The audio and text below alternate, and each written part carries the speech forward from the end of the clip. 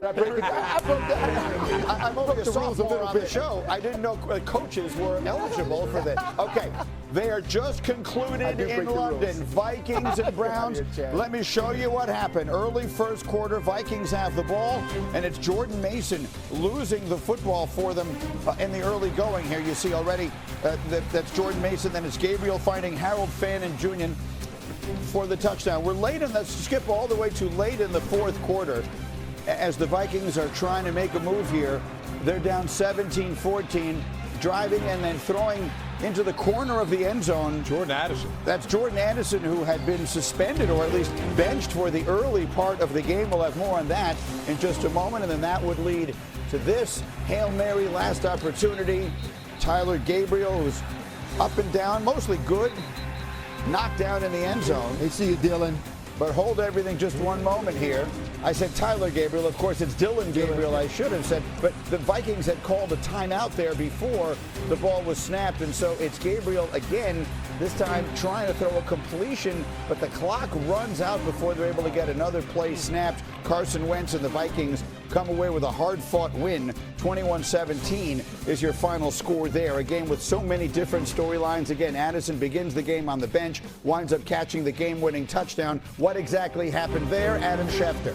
Well, Greeny, Jordan Addison didn't play at all during the first quarter. The Vikings say it was a coaching decision. They're in London. A lot of people believe that it could be having something to do with a curfew violation. Kevin O'Connell is about to talk, but Jordan Addison, who did not play the first 3 games of the season due to an NFL suspension, returned last week, didn't play the first quarter today, but managed to catch the game-winning touchdown pass. For them, so many storylines here. The Vikings going across the pond. They lose last week in tough fashion. Now they bounce back with a win here behind Carson Wentz. That's one part of the story. The other part, of course, is the performance of the rookie Dylan Gabriel, the third-round pick, and all of the controversy that we saw there. What do we say about his performance today? I thought both these quarterbacks played well today. Listen, the defenses were the story of this game. Both these defenses looked like they were going to overpower, especially these quarterbacks that, again, one making his first start. Carson Wentz has been so up and down throughout his career. But I thought Dylan Gabriel looked decisive. Again, didn't turn the ball over, got the ball out of his hands. And again, this offensive line has struggled. Again, the Minnesota defense, Brian Flores, presents so many problems for a young quarterback. And again, this guy looked controlled for making his first start. I think a lot to like if you're a Cleveland fan. Yeah, I mean, all it is when you go against that Brian Flores defense, he's 10-1 against rookie quarterbacks now. This kid was outstanding, I thought. Right. I mean, he managed the game well. I mean, no turnovers. I think he got sacked maybe once or twice the whole game, but he looked in control. And by the way, accurate. Like he was spot on. Him and that the big tight end that you love so much, that Njoku. Holy cow, they look good. And this is the first time all season we can say that this offense actually was entertaining to watch. Yes, it was. You know, one thing about it is you want, all this talk about the rookie, quarterback in Gabriel and him seeing this Brian Flores defense. We all thought he was going to really struggle. But I think one thing that you'll take from this game is you've seen this rookie. He grew from it. And one thing about it, he's not going to face a defense like this every week. So I like what I saw today. Yeah, especially rushers like Malik Collins, who was getting, I'm going to the other side with Carson Wentz here, because that defense was after him. And Carson Wentz looked bad at times, but to finish the way he finished and get that touchdown pass to Addison the way he did. Wentz, that's all we want. You're a backup quarterback. Go out there when the game's on the line. Can you get it done? Wentz got it done today. Didn't turn the ball over either. Yeah. So what are the Minnesota Vikings? They sit there now at this stage. They're in a division where the Lions look like they are as good as ever. The Green Bay Packers, they haven't maybe looked as good as we'd like them to, but they certainly feel like a legitimate Super Bowl contender. What exactly are the Vikings? Well, look, Kevin O'Connell is outstanding. He's about as good a coach as there is in this league, and he finds a way to get it done. This is with a quarterback that, to politely say a journeyman quarterback, they're still finding ways to move that ball offensively.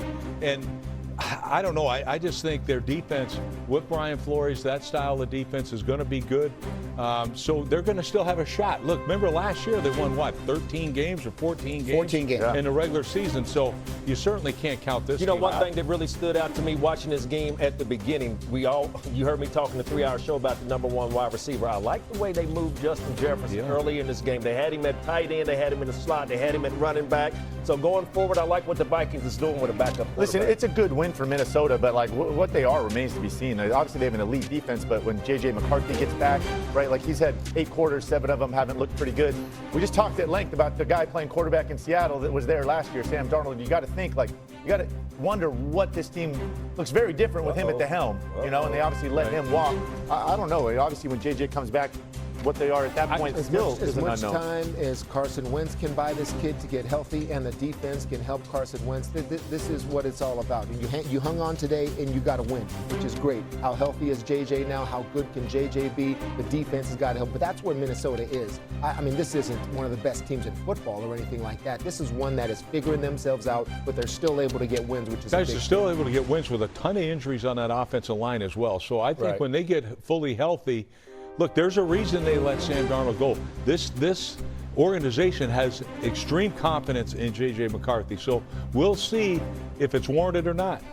Let's pick up that thought with Adam Schefter here as we take a look at where they are with J.J. McCarthy and his return. Shefty. Greeny, when J.J. McCarthy suffered his high ankle sprain, the expectation was that he would be back after the bye to come back at that point in time. Keep in mind, they also play the teeth of their schedule. They host the Eagles after their bye next week, then play at the Chargers and at the Lions. But the belief is that J.J. McCarthy will be ready in Week 7. All right, so measuring stick, we know who we are. We are a good football team. We can go into an opponent's house and win a football game. And Jonathan Cooper said, quote, everything counts. When you go against good teams, the mistakes are magnified, not only on defense, but on offense. Young quarterback Bo Nix going against Vic Fangio and the Eagles defense cannot turn the football over here at Lincoln Financial Field in this game, Greeny. Sal, thank you. So many interesting storylines here. Let's go back to the beginning of what he was talking about. The Broncos have to prove themselves. They've beaten the 2 bad teams so far. They had the terrible loss against the Colts when they had that terrible penalty at the end. Teddy, you're a pretty tough judge. You were not buying into some team. Are you buying into the Broncos? Are they going to prove it today against the defending champs? I like the Broncos. I mean, this is the team that I think is really on the up this season. I especially look at the defensive side of the ball. Sal mentioned Bonitto and Cooper, and if they earn the right to rush the passer today against Jalen Hurts and these Eagles, I'm going to show you just how explosive these 2 receivers are, because in a defensive meeting room, especially pass rushers, Rex, what do we always measure ourselves on? Get off. How fast you get off the ball, especially if you got a counterpart, okay? Because Bonitto has got Cooper. It's like, who's got it right here? Let's rewind it again, Coach. Let's watch it again. Who's the best get off right there? That's pretty close, but you will see identical.